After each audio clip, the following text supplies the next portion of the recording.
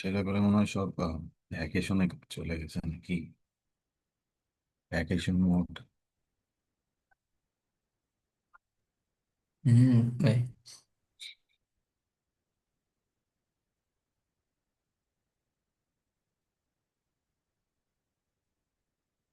তো এটাও একটা অনেক বড় একটা বিষয় অ্যাকচুয়ালি, যে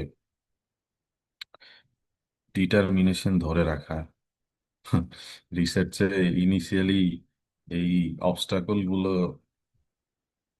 উতরাইতে না পারলে আসলে রিসার্চে টেকা খুব মুশকিল। Find a drunk father who is emotionally unavailable.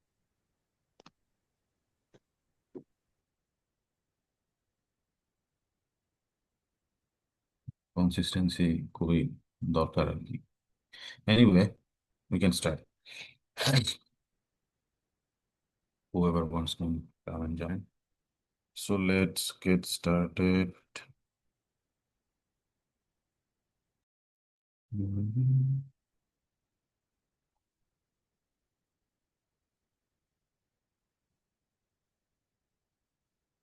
Okay.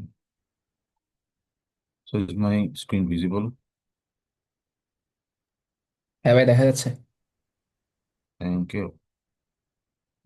So in our last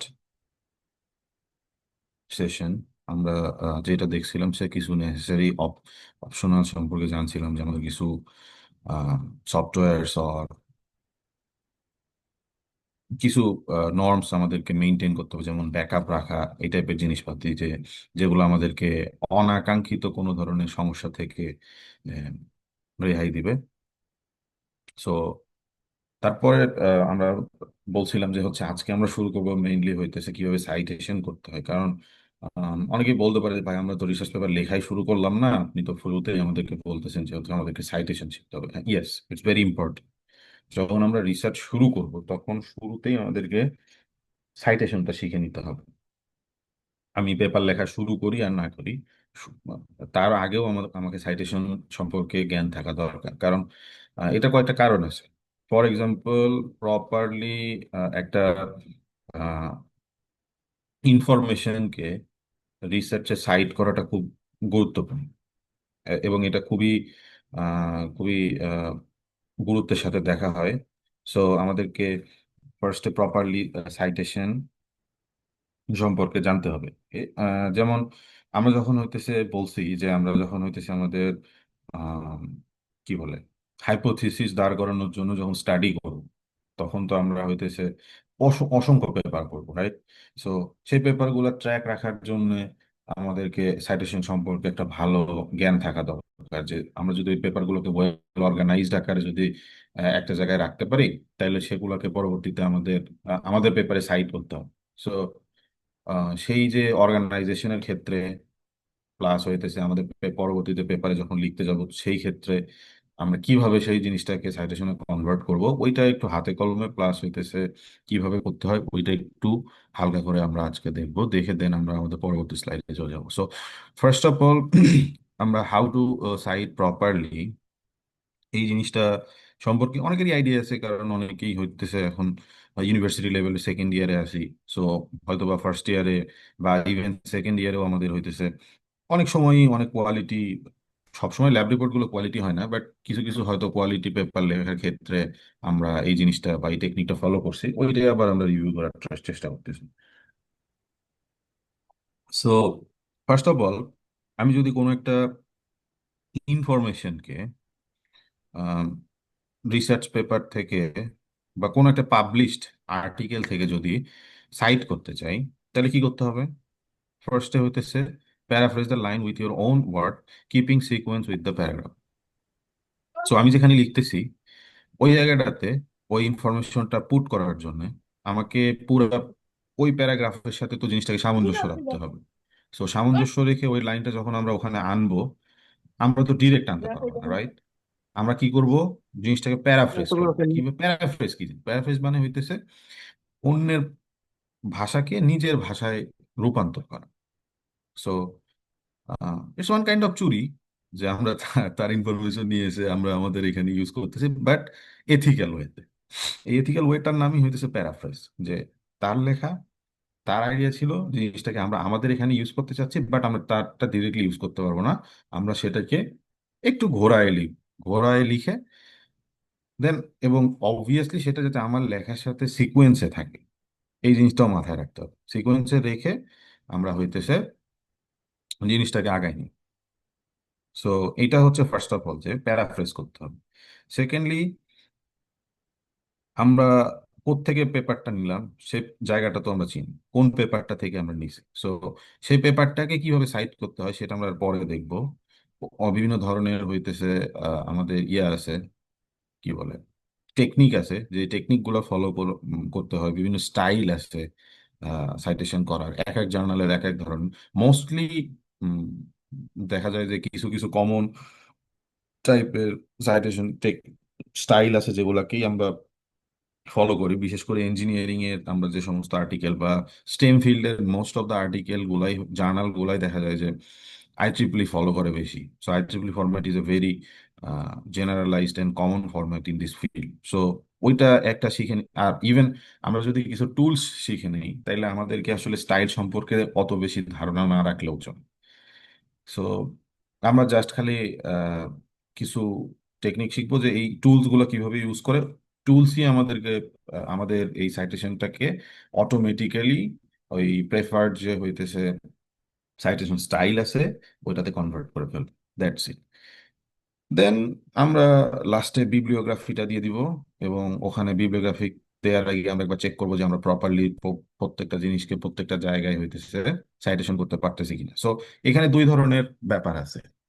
first of all in text citation, মানে লেখার মধ্যে পার্টিকুলারলি কোন জায়গাটাতে আমি ওই ইনফরমেশনটা আনছি ওই জায়গাটাতে আমাকে সাইট করতে হবে। সো ইন আইট্রিপলি ফরম্যাট আমরা ওই জায়গাটাতে নাম্বার পুট করি, যে 1 নম্বর, 2 নম্বর, 3 নম্বর।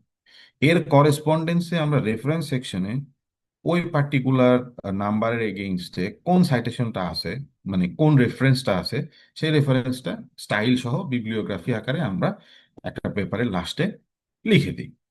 সো দুইটা জিনিস, যে ইনটেক্সট সাইটেশন আর লাস্টে হইতেছে রেফারেন্স সেকশনে যে সাইটেশনটা থাকে।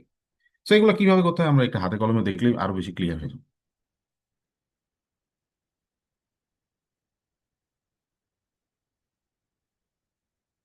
এইখানে কিছু কমন সাইটেশন টুলস এর কথা বলা আছে যেগুলো আমরা কমনলি ইউজ করি।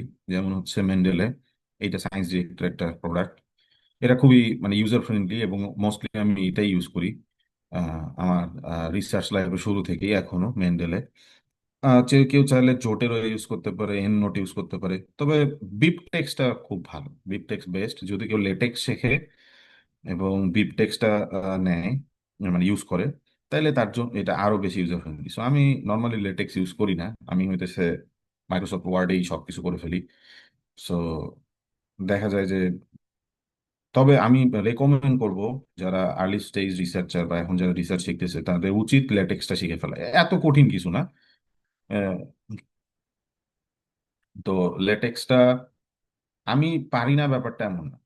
লেটেক্স আমি জানি, বাট আমি নর্মালি প্রেফার করি ওয়ার্ড ইউজ করতে। কারণ অনেকের সাথে কোলাবোরেশনে গেলে আমার হইতেছে দেখা যায় যে হইতেছে তারা ওয়ার্ড ইউজ করে দেখে আমার ওয়ার্ড ইউজ করে। বাট পার্টিকুলারলি আমি যদি পার্সোনালি কোনো আর্টিকেল লিখি নিজে, তখন আমি চেষ্টা করি লেটেক্সে কাজ করার। কারণ লেটেক্সটা অনেক বেশি মানে মানে এটা তৈরি করা হয়েছে মূলত সায়েন্টিফিক আর্টিকেল গুলোকে মানে কত সুন্দরভাবে রিপ্রেজেন্ট করা যায় এই জন্য। So LaTeX is a very good software to write rather than Microsoft Word and other tools. So ওইখানে ওদের বিট টেক্সটাও অনেক বেশি ভালো। সো রেকমেন্ড করবো যে সবাই যাতে লেটেক্সটা শেখে। আর এছাড়া যদি মেন্ডেলে ইউজ করা যায় এটা ভালো। ওয়ার্ড আর মেন্ডেলের কম্বিনেশন খুব ভালো হয়। জোটেরও ইউজ করা যেতে পারে, এন্ডনোট ইউজ করা যেতে পারে। এবং এই প্রত্যেকটা টুলস, মানে সাইটেশন টুল, এদের আরেকটা কাজ হইতেছে আমরা এদের মানে আমাদের যে সমস্ত রিসার্চ আর্টিকেল গুলো বা মানে যে সমস্ত কাজগুলো আছে প্রজেক্টের আন্ডারে কোন কোন পেপার গুলো আমরা পড়ছি বা কোন কোন পেপার গুলো আমরা হইতেছে আমরা সাইট করব পরবর্তীতে, অবভিয়াসলি যেগুলো পড়ছি ওগুলাই তো সাইট করবো। সো সেগুলোকে একটা ডেটাবেজ আকারে আমরা চাইলে এই টুলস গুলোর মধ্যে রাখতে পারি। So these are very important. আমাদেরকে যে কোনো একটা বা কেউ যদি চায় যে ট্রাই করে দেখলো যে তার জন্য কোনটা, চারটাই ট্রাই করে দেখলো এবং কোনটা তার জন্য সব থেকে ভালো হয় সেটা ইউজ করবো। That's it.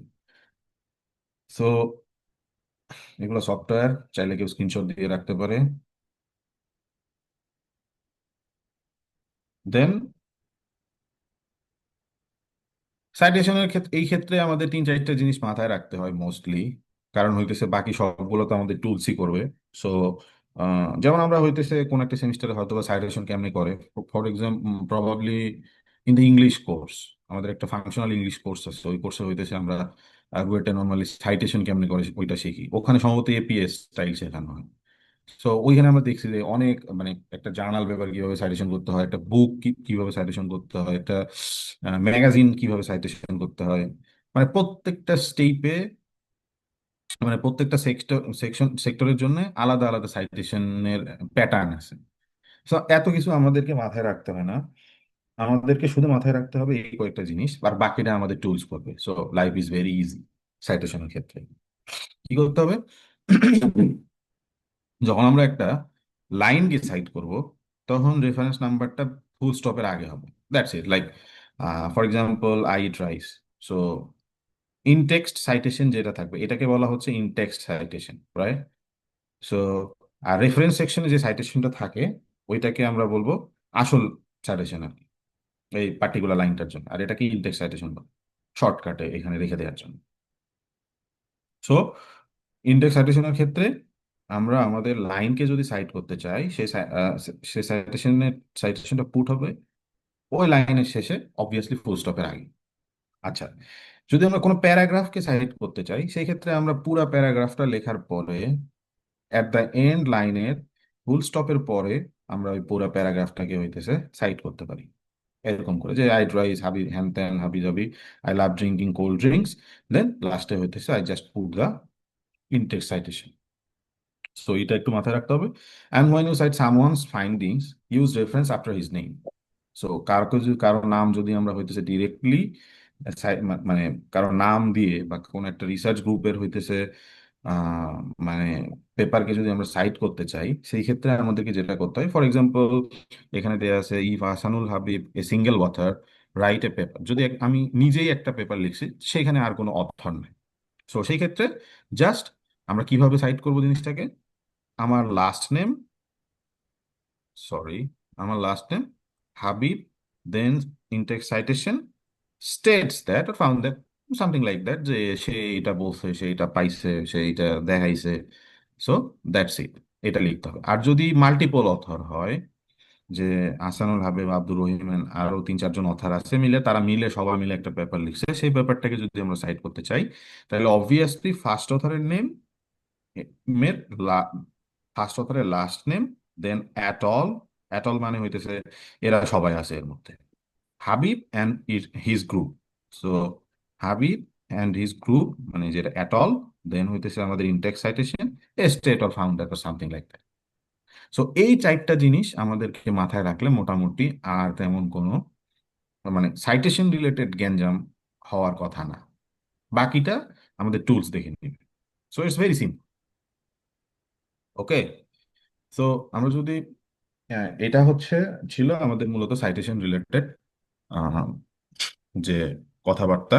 সো আমরা যদি এই জিনিসটাকে একটু প্র্যাকটিক্যালি দেখার চেষ্টা করি, যে জিনিসটা প্র্যাকটিক্যালি কেমন হয়, রাইট?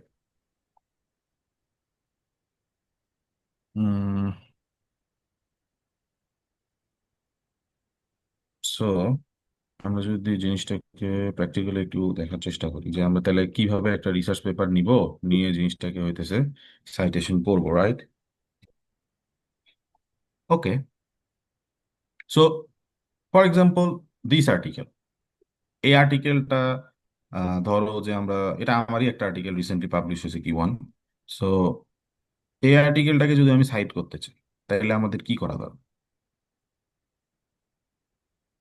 আমাদেরকে যেটা করতে হবে, আমরা এই এই আর্টিকেলটা পর্যন্ত তো আসছি, রাইট? কিভাবে আসছি সেটা তো গত গত সেশনে আমি দেখাইছি, যে গুগল স্কলারে গেলাম, পার্টিকুলার কিওয়ার্ড সার্চ করলাম, সার্চ করার পরে আমার কাছে এই পার্টিকুলার আর্টিকেলটা মনে হয়েছে রিলেভেন্ট।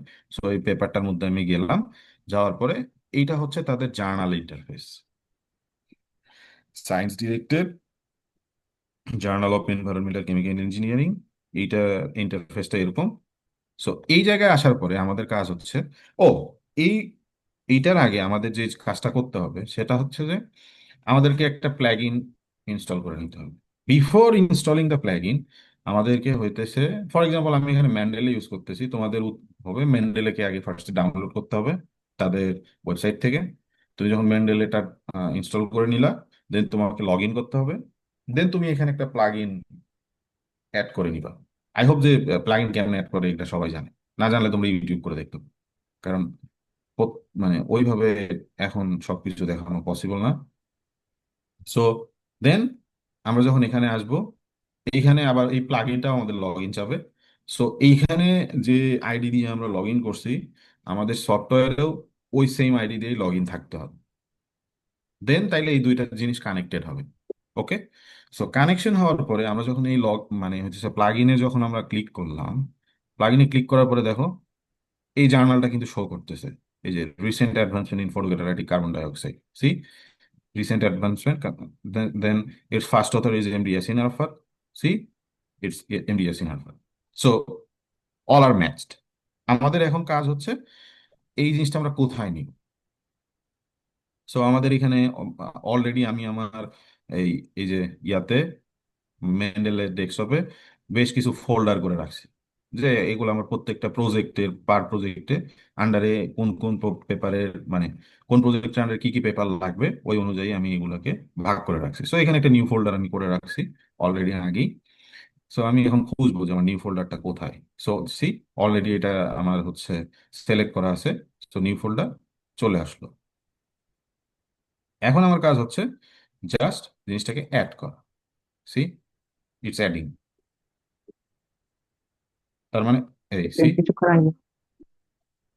টিক, এই টিকের মানে হইতেছে যে আমার রেফারেন্সটা অ্যাড হয়ে গেছে পার্টিকুলার জায়গায়। ওকে। দেন যদি আমি আর একটা পেপার এইভাবে অ্যাড করতে চাই, তাহলে আমরা এখানে আসবো। এই পেপারটা পাইলাম, পাওয়ার পরে আমরা আবার এখানে প্লাগ ইনে ক্লিক করব। দেন কিছুক্ষণ ওয়েট করব, এই জিনিসটা আসলো। দেন আমরা চেক করবো hydrogen estate ageing ageing, first author Habib Habib. Then just আমরা অ্যাড করে দেবো। কোথায় অ্যাড হচ্ছে? New folder, already it's selected. So জিনিসটা অ্যাড হয়ে গেল। আমরা এখান থেকে চলে যাব। ফর এক্সাম্পল আমরা যদি এখন ওয়ার্ডে একটা জিনিস লিখতে চাই, আমি এটা আগেই করে রাখছি যে সামথিং ব্লা ব্লা ব্লা আমি লিখছি। For example I love my country Bangladesh very much. So এটা এটা একটা কি, এটা খুবই একটা জেনেরিক টাইপের কথা। এটা কিন্তু কোনো স্পেসিফিক ইনফরমেশন শেয়ার করতেছে না আমাদের সাথে। তুমিও বাংলাদেশকে ভালোবাসো, আমিও বাংলাদেশকে ভালোবাসি। সো এইখানে রেফারেন্স দেওয়ার কিছু নেই। সো আমরা রেফারেন্স কোথায় দিব? It's land area is 147,570 square kilometre. So এইটা একটা পার্টিকুলার ইনফরমেশন, যেটা কিন্তু অবশ্যই সাইট করতে হবে। কারণ হইতেছে মানুষ তোমার কথা কেন বিশ্বাস করবে? তুমি লিখতেছো যে বাংলাদেশের, তুমি তো লিখতে পারতে 1,40,000 স্কোয়ার কিলোমিটার। বাট তুমি তা না লিখে 1,47,570 স্কোয়ার কিলোমিটার কেন লিখলা এত প্রেসাইজড? কারণ তুমি জানো এটা হচ্ছে ওয়েল স্ট্যাবলিশড। সো এইখানে এই টাইপের ইনফরমেশন, যখন তুমি কোন স্পেসিফিক ইনফরমেশন কোথাও থেকে নিবা, সেই টাইপের ইনফরমেশন গুলোকে আমাদেরকে কি করতে হবে? সাইট করতে হবে। সো এটা আমরা কি সাইট করব? এই পার্টিকুলার ইনফরমেশনটা শুধুমাত্র এই লাইনে আছে, তার জন্য আমরা লাইনটাকে সাইট করব। কিভাবে করব? এইখানে আগে কিছুটা ইন্টারফেস তৈরি করে নিতে হবে এটার জন্য। কি ইন্টারফেস? ওয়ার্ডে তোমার হইতেছে এই যে আমরা মেন্ডেলে যেটা হইতেছে সফটওয়্যার নামাইছি, এইটার আবার কিছু প্লাগ ইন আছে যেটা ওয়ার্ডে অ্যাড করা যায়। সেটা অ্যাড করে নিতে হবে। শুধু প্লাগ ইন না, এটা যখন তুমি এরা এখানে অ্যাড করবা, তখন তোমার ওয়ার্ডে অটোমেটিক্যালি জিনিসটা চলে আসবে। আর কি কিছু প্রসেস আছে, ওটা ইউটিউব দেখলেই শিখে নেওয়া যায়। তো এখানে যখন আসার পরে, ফর এক্সাম্পল এইটা হচ্ছে আমার সেই মেন্ডেলের জন্য পার্টিকুলার সেকশন। সো আমি যদি একে সাইট করতে চাই কি করব? ইনসার্ট সাইটেশনে যাব, গো টু মেন্ডেলে লাইব্রেরি। দেন আমরা যদি এই জিনিসটাকে বড় করি, আমরা আসলাম কোথায়? New folder. New folder see, আমি যে দুইটা সাইটেশন অ্যাড করছিলাম সেটা এখানে অলরেডি আছে। যদি না থাকে তাহলে আমরা একটু সিঙ্ক করে নিই।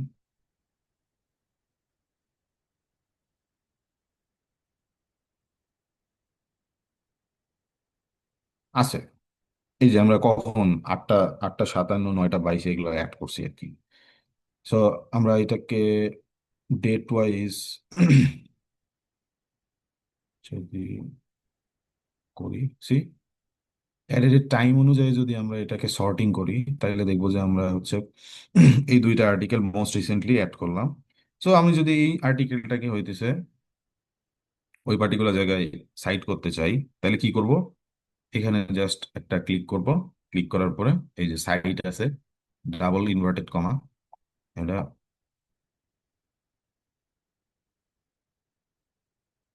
এই যে এই জায়গায় পার্টিকুলার এই জায়গায়, ও আমি যদি এই জায়গায় না, আমি এটা এখানে করতে চাচ্ছিলাম। সো আমার কার্সার থাকতে হবে এখানে। এইখানে কেন আসলো? এখানে আসা ঠিক হয়নি। তো ওই কার্সারটা যদি ওখানে রাখি, দেন যদি আবার যাই, আবার যদি সাইড করি, সে কি?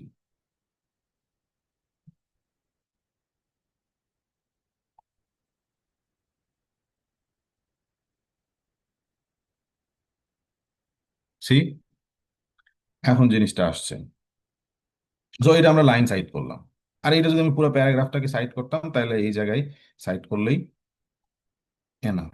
আচ্ছা, তাহলে যদি আমরা ইনটেক্সটের মধ্যে কারো নাম ধরে সাইটেশন করতে চাই, এইখানে অলরেডি আমি হইতেছে করে রাখছি এই যে এই নাম, হাবিব এটল।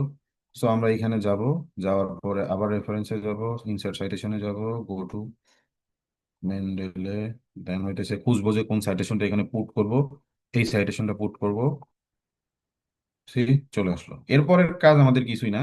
এখানে আমরা স্টাইল অলরেডি আগে থেকে সিলেক্ট করে রাখছি আই ট্রিপলি। এখানে অনেকগুলো সাইটেশন, তুমি যা চাও সব আছে এখানে। মোর সাইটেশন স্টাইল চাইলে তুমি আরো অ্যাড করতে পারবে, it's not a big deal. তো আমার আই ট্রিপলি দরকার, আমি আই ট্রিপলি অলরেডি সিলেক্ট করে রাখছি। এখানে আসার পরে রেফারেন্সে যাব, রেফারেন্স নাম দিব, দেওয়ার পরে এখানে জাস্ট আমি ইনসার্ট বিবলিওগ্রাফি দিয়ে দিচ্ছি। এটা হচ্ছে আই ট্রিপলি স্টাইলের হইতেছে আমার সাইটেশন হয়ে গেল। দ্যাট সিম্পল, আমাদের আর কিছুই করা লাগবে না। এটা লাইফটাকে অনেক বেশি ইজি করে দেয়। আদারওয়াইজ তোমার যদি এই জিনিসগুলা প্রত্যেকটা জিনিস ফরম্যাট ঠিক রেখে দেন হইতেছে ইনসার্ট সাইটেশন করা লাগতো, এবং তোমার আর্টিকেল যদি 40 পাতার হয়, তাইলে তুমি বুঝতা যে জীবনটা কতটা সুন্দর।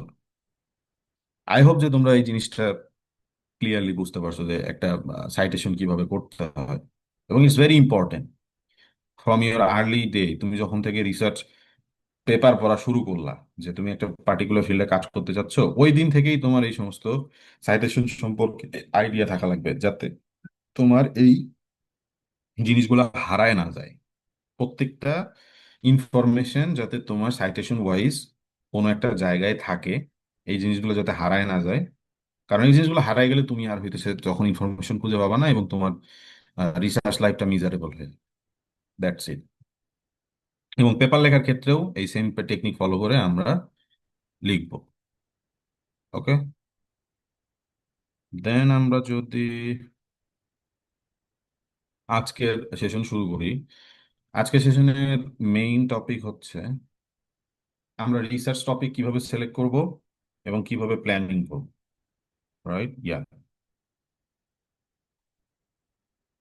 সো রিসার্চ টপিক কিভাবে সিলেক্ট করবো এবং প্ল্যানিং কিভাবে করব, এইটা। সো রিসার্চ টপিক সিলেকশনের ক্ষেত্রে বিভিন্ন ধরনের যেমন টপ ইয়া আছে আর কি। কিছু টপিক আছে খুবই ইজি, একদম ইজি টাইপের, দুধ ভাত টাইপের টপিক, সেই টপিকের রিসার্চ। কিছু টপিক আছে অনেক হার্ড, মানে এমন হার্ড যে হইতেছে মানে এটা প্র্যাকটিক্যালি অ্যাচিভ করার মানে পার্সেন্টেজ খুবই কম, 2%, 3% ইভেন, ক্লোজ টু 1%, যে আমরা হইতেছে এটা সম্ভাবনা আছে যে হইলেও হইতে পারে। এই ধরনের মানে মানে প্র্যাকটিক্যালি অ্যাচিভেবল যদি না হয়, সেটার আসলে সম্ভাবনা মানে মানে সেটাকে আমরা হার্ড টপিক বলি।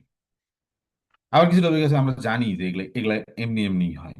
সো এই টাইপের কিছু টপিক আছে, এগুলো খুব ইজি টপিক। তো আমাদেরকে টপিক সিলেকশনের ক্ষেত্রে যে জিনিসটা মাথায় রাখতে হবে সেটা হইতেছে যে প্র্যাকটিক্যাল এবং রিজনেবল একটা টপিক নিতে হবে, যেটা তোমার পক্ষে অ্যাচিভ করা সম্ভব। মানে তুমি এমন একটা রিসার্চ করতে চাচ্ছ যেটার জন্য তোমার মনে করো যে অনেক সফিস্টিকেটেড একটা টুলস দরকার, যেটা বাংলাদেশেই নাই। তাহলে তো ওই রিসার্চ তোমার জন্য না, কারণ তুমি তোমার হইতেছে আহ, ওই পরিমাণ রিসোর্সেস নাই। তো তোমার যে রিসোর্স নাই সেই রিসোর্স তুমি কোত্থেকে আনবা? তো সেটা তো তোমার জন্য হার্ড। তো সেই টপিকে তোমার কাজ করা উচিত হবে না।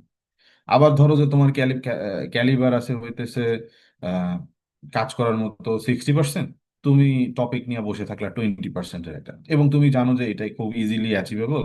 সো তুমি ওইটা ইজিলি অ্যাচিভ করে চিল করতে থাকি। এইটাও তোমার কোনো রিসার্চ হলো না। তখন মানুষ দেখবে যে এই এর তো মানে ক্যালিবার ছিল 60%-এর, কিন্তু সে কেন হইতেছে 20% করছে। তো তার মানে that topic is not also a good topic. So আমাদেরকে অবশ্যই প্র্যাকটিক্যাল রিজনেবল একটা টপিক বের করতে হবে। এবং আমি এটা আগেও বলছি যে topic selection is the 50% of your research. So তুমি যদি একটা গুড টপিক সিলেক্ট করো এবং একটা গুড রিসার্চ কোশ্চেন বের করে আনতে পারো, তাহলে তোমার 50% কাজ শেষ। বাকি 50% কাজ তুমি অটোমেটিক্যালি ওই আমাদের এই প্রসেসের মধ্যে দিয়ে গিয়ে করে ফেলতে পারো। That's it. সো তুমি যখন টপিক সিলেক্ট করবা, আহ, মানে এটা সবার কোশ্চেন, সবাই জিজ্ঞেস করে যে ভাই হইতেছে আমি কেমনে একটা টপিক সিলেক্ট করব, মানে আমি একটা রিসার্চ যে করব, তো আমি তো বুঝি না আমার টপিকটা কেমনে সিলেক্ট করা উচিত, কোন টপিকটা ভালো কোন টপিকটা খারাপ। আপনি তো বললেন ম্যাটেরিয়াল সায়েন্স নিয়ে রিসার্চ, ইভেন লাস্ট ডেতেও মনে হয় কেউ একজন কোশ্চেন করছিল যে হইতেছে ম্যাটেরিয়াল সায়েন্সের কোন টপিকটা ভালো, কোন টপিকে কাজ করলে আমার হইতেছে ভালো হবে। সো তার জন্য আজকের মানে মানে এই স্লাইডটা ডেডিকেট ডেডিকেট করতে চাচ্ছি। সো সে যদি থাকে সেই মানে মনোযোগ দিয়ে দেখতে পারে। আই হোপ তার আরো ক্লিয়ার হবে জিনিসগুলো। যে ফার্স্ট অফ অল, যে কোশ্চেনটা তোমার ওই পার্টিকুলার যে টপিকের উপরে রিসার্চ করতে চাচ্ছ, সো সেই টপিকটাকে তোমাকে কোশ্চেন করতে হবে, ইজ ইট ইম্পর্টেন্ট? সো তুমি ধরো কাজ করবা হইতেছে টাইম মেশিন বানানোর জন্য। সো আমি তোমাকে যদি জিজ্ঞেস করি ইজ ইট ইম্পর্টেন্ট, কেউ কি মানে আনমিউট করে অ্যান্সার দিবা যে আমরা যদি টাইম মেশিন বানাইতে চাই ইজ ইট ইম্পর্টেন্ট? না, আচ্ছা, কেন ইম্পর্টেন্ট না?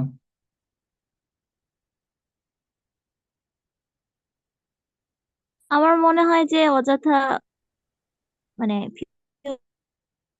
যদি কোনো খারাপ ফিউচার থাকে তাহলে সেটা দেখে স্ট্রেস আউট হওয়ার কোনো দরকার নাই। ওকে, দ্যাটস গুড, বাট আমি যদি বলি যে আমি রিসার্চ করতে চাচ্ছি ফার্টিলাইজার নিয়ে, এমন একটা ফার্টিলাইজার যেটা হইতেছে আমাদের কেমিক্যাল যে হার্শনেস বা এনভায়রনমেন্টের উপরে যে হার্মফুল ইফেক্ট এইটা কমাবে, অ্যাট এ টাইম হইতেছে এই জিনিসটা হইতেছে আমাদের ক্রপের যে হেলথ সেইটার দিকেও খেয়াল রাখবে এবং আমাদের উৎপাদন বাড়াবে, প্রোডাকশন অনেক হাই করবে। So is it important?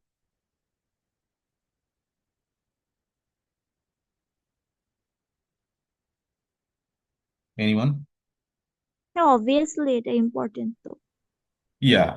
So আমরা বুঝলাম যে হচ্ছে একটা টপিককে কিভাবে কোশ্চেন করতে হয়। সো আমরা যদি হইতেছে এই টাইপের কোশ্চেন শুরুতে করি, তাইলে আমরা বুঝবো যে এই টপিকটা ইম্পর্টেন্ট কিনা। So first question is it important? Second question, does it have any practical application?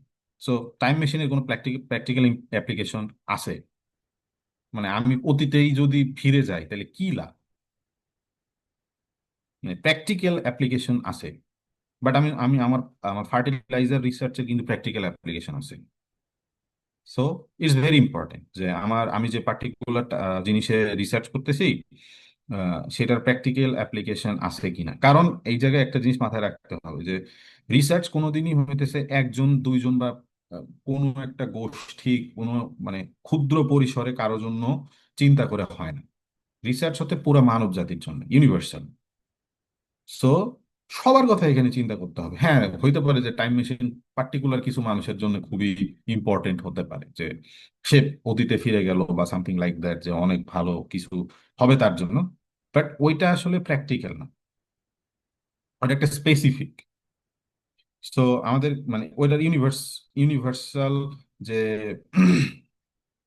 ইয়া আছে, ইম্প্যাক্ট আছে, ওইটা ওইটার নাই। So does it have any practical application, এইটা খুব ইম্পর্টেন্ট। সেকেন্ড কোশ্চেন, দেন আমাদেরকে যে কোশ্চেনটা আস্ক করতে হবে, ইজ ইট ভেরি ইজি, এটা খুবই ইজি কিনা, যেটা নিয়ে এতক্ষণ আমি একটু আগের স্লাইডেই কথা বললাম। তারপরে কোশ্চেনটা হচ্ছে ইজ ইট ভেরি হার্ড, এটা নিয়েও কথা বলবো। সো এমন টপিক সিলেক্ট করা যাবে না যেটা অনেক বেশি ইজি, আমার ক্যালিবারি আছে 60%, আমি 20% দিয়ে ওই জিনিসটা করে ফেলতে পারি, এটার কোনো লাভ নেই। আবার হইতেছে আমি জানি যে এই জিনিসটা আমার পক্ষে করা পসিবল না, এই সফিস্টিকেটেড মেশিনটা বাংলাদেশেই নাই, সো আমি কেন সেই টপিকে হাত দিব? ওইটার তো মানে হওয়ার পসিবিলিটি প্রায় close to 1%, so very low. So আমরা ওই টপিক নিয়েও কাজ করতে পারবো। তারপরে then does anyone solve it before, মানে কেউ কি এটা আগে করছে? সো তার মানে কি, এটা এখানে নোবেলটির কোশ্চেন আসতেছে। যদি অলরেডি আগে কেউ করে থাকে, চাকা অলরেডি আবিষ্কার হয়ে গেছে, সো চাকা আমার আবার আবিষ্কার করার কোনো মানে হয় না। হ্যাঁ, হয়তো বা চাকার ইমপ্রুভমেন্টে আমি কাজ করতে পারি, যে আরো কেমনে হইতেছে এটার ইমপ্রুভ করা যায়, but the thing is that যে ওই সেম জিনিসই আমি আর করতে পারবো না। So does anyone solve this before, then how others think about it. এই জিনিসটা আমাদেরকে একটু মাথায় রাখতে হবে, যে আমরা যখন লিটারেচার, এইটা এরকম না যে আমি জনে জনে যা জিজ্ঞেস করবো যে এ বন্ধু আমি তো এই টপিকে রিসার্চ করতে চাচ্ছি, এটা কেন। It's not like that. এটার মানে হচ্ছে আমি লিটারেচার পড়ব, একটা পার্টিকুলার টপিকের উপরে যখন রিসার্চ হচ্ছে, এই প্রত্যেকটার রিসার্চেই আলাদা আলাদা তাদের হইতেছে চিন্তাধারা আছে, তা এর পিছনে তাদের এক একজনের দৃষ্টিভঙ্গি আছে, পার্সপেক্টিভ আছে। কেউ মানে একই একই জিনিস বিভিন্ন রিসার্চ গ্রুপ বিভিন্ন পার্সপেক্টিভ থেকে দেখে, বিভিন্ন পার্সপেক্টিভ থেকে সেটাকে জাস্টিফাই করার ট্রাই করে, এবং তাদের যে পার্সপেক্টিভ এটাই যে ঠিক এটাই প্রমাণ করার চেষ্টা করে। সো আমরা যখন একটা টপিকের অসংখ্য পেপার পড়বো, মানে অসংখ্য বলতে ইটস নট লাইক মানে ইনফিনিট টাইপ পেপার পড়বো, আমরা পড়বো দেখা যাচ্ছে যে 10, 20, 15 বা 50টা পেপার যদি আমি পড়ি, তাহলে দেখবো যে আমরা আমরা হইতেছে ওই ফিল্ডের মানে মোস্ট যে কয়েকটা রিসার্চ গ্রুপ গোটা ওয়ার্ল্ডে কাজ করে তাদের পার্সপেক্টিভ সম্পর্কে আমাদের ধারণা হবে, কারণ আমরা যখন কোয়ালিটি পেপার পড়বো অবভিয়াসলি ওই সমস্ত রিসার্চ গ্রুপের পেপার গুলাই আমাদের সামনে সবসময় আসবে।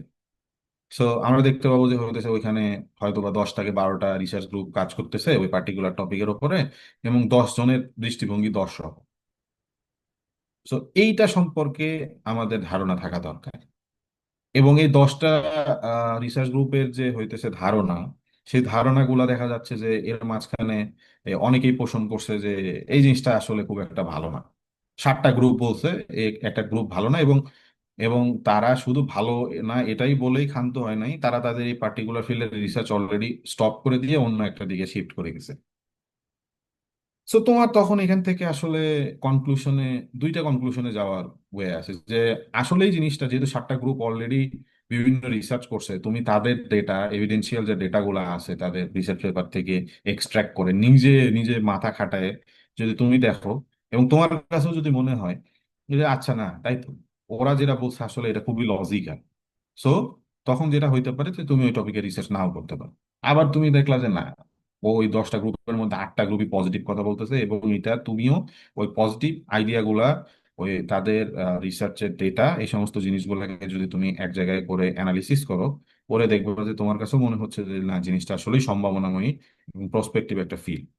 সো সেই ক্ষেত্রে দেখবা যে তোমার হইতেছে তুমি আবার ওই টপিকে রিসার্চ করতে পারো। So it's very important how others thinks about this or about it. So তোমার টপিক সিলেকশনের ক্ষেত্রে এটা খুবই খুবই খুবই গুরুত্বপূর্ণ একটা question. Then question, do you have enough resources and support to solve the problem. এটা আমি আগেও বলছি, এটা ইজ ইট হার্ড, এই কোয়েশ্চেনের অ্যান্সার দিতে যাই বলছি যে তোমার এনাফ রিসোর্স এন্ড সাপোর্ট আছে কিনা, তোমার ফান্ডিং আছে কিনা, তোমার মানে এনাফ ফান্ডিং আছে কিনা। যদি না থাকে আমি বলবো যে তাইলে এই ধরনের কাজ আসলে করা উচিত। বাট তুমি তুমি দেখতেছো যে তুমি জিনিসটাকে কোনো না কোনো ভাবে অ্যাচিভ করতে পারবা, এবং এগুলার বিভিন্ন ধরনের পদ্ধতি আছে যে পদ্ধতিতে আমরা এখন চাইলে দেশে রিসার্চ করতে পারি।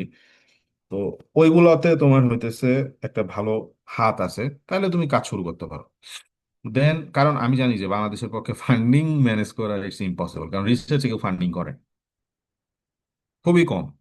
সো ফান্ড তুমি পাবা না, বাট ফান্ড না পেলেও অনেক সময় কাজ করা যায়। সো সেই প্রসেসে তুমি মানে কতটা তোমার মানে সেই জায়গাগুলোতে তোমার যাওয়া আসি আছে বা তোমার হইতেছে ওই অ্যাক্সেস গুলো আছে, সেটার উপরে ডিপেন্ড করে তুমি তোমার টপিক সিলেক্ট করতে পারো। ইভেন তোমার হয়তোবা ল্যাব অ্যাক্সেস নাই, তোমার হয়তোবা মানে ফান্ড নেই, তাহলে তুমি হইতেছে ওইদিকে না গিয়ে তুমি হইতেছে হয়তোবা সিমুলেশন বেসড কাজ করতে পারো, যেখানে আসলে ল্যাবের দরকার হয় না বা কোনো সফিস্টিকেটেড টুলস এর দরকার হয় না বা ফান্ডিং এর দরকার হয় না। কারণ তুমি ল্যাবে কাজ করতে গেলে তোমার কেমিক্যাল লাগবে, কেমিক্যাল কিনতে গেলে তোমার ফান্ড লাগবে। তোমার হইতেছে সফিস্টিকেটেড কোনো ইনস্ট্রুমেন্ট, ক্যারেক্টারাইজেশন টুলস, তোমার পার্টিকুলার জিনিসটাকে ক্যারেক্টারাইজ করার জন্য বিভিন্ন ধরনের টুলস এর প্রয়োজন হবে, সেগুলো তো আমাদের অ্যাভেলেবল না। আর অ্যাভেলেবল থাকলেও সেগুলোকে আমাদের টাকা দিয়ে কাজ করতে হয়। সো সেই টাকার জন্য তোমার ফান্ড লাগবে, তোমার ফান্ড নেই। তো বাট ওই যে বললাম যে আমরা চাইলে হইতেছে এটার বিকল্প ব্যবস্থাও করতে পারি। সো সেই অ্যাক্সেস তোমার আছে কিনা এটা দেখতে হবে। Then how is its economic values and will people be interested in funding the topic? এইটাও আর একটা ইম্পর্টেন্ট জিনিস যে এটার আসলে জিনিসটা ইকোনমিক্যালি ভায়াবল কিনা। ফর এক্সাম্পল আমার মানে যে উদাহরণটা আমি দিলাম, যে ফার্টিলাইজারের যে উদাহরণটা আমি দিলাম, এটাতে কিন্তু সবাই ইন্টারেস্ট হবে, ইনক্লুডিং মানে আমি যদি বাংলাদেশের মানে টপ লেভেল একদম হচ্ছে প্রধানমন্ত্রী থেকে শুরু করে একদম রুট লেভেলে যে লোকটা আছে তাকেও যদি জিজ্ঞেস করি যে ভাই আমি এমন একটা সার বানাচ্ছি যেটা হইতেছে এরকম এরকম ব্যাপার, এবং তোমার প্রোডাকশন বাড়াই দিবে এবং এনভায়রনমেন্টের ক্ষতি করবে না, আই ডোন্ট থিঙ্ক যে কেউ আছে যে হইতেছে এটা অপোজ করবে। সো এবং এটার ইকোনমিক ভ্যালু আছে, দেখা যাচ্ছে যে ইন্ডাস্ট্রি গুলো আমার এই আইডিয়াটা লুফে নিবে এবং ফান্ডিং করার জন্য লোকজন দাঁড়ায় থাকবে। সো এই টপিকটা তোমার হইতেছে মানে এইভাবে তোমার টপিক গুলোকে আসলে সিলেক্ট করা উচিত, যে তুমি তোমার যখন একটা টপিক সিলেক্ট করবা, এই পার্টিকুলার কয়েকটা কোশ্চেন তুমি তোমার টপিকে করবা, যে is it important, does it have practical application, is it easy or hard, does anyone solve it before, how other thing about it, resources আছে কিনা, ইকোনমিক ভ্যালু আছে কিনা, পিপল কি চিন্তা করে এটা নিয়ে। দেন এভরিথিং যদি তোমার পজিটিভ হয়, তাহলে তুমি ওই পার্টিকুলার টপিক নিয়ে কাজ করতে পারো।